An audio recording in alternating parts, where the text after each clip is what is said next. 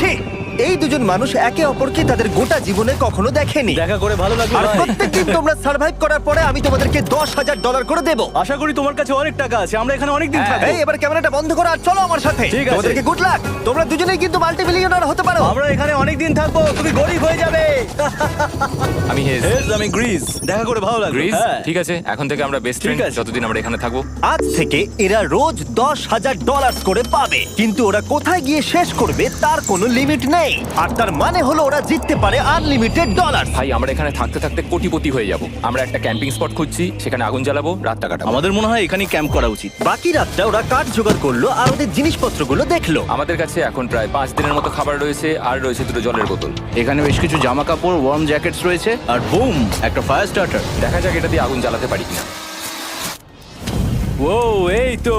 এখন একটু ভালো লাগছে। চলো এই পাইনের ছাল দিয়ে বেড বানাই। এটা অতটা কমফোর্টেবল নয়, কিন্তু অন্তত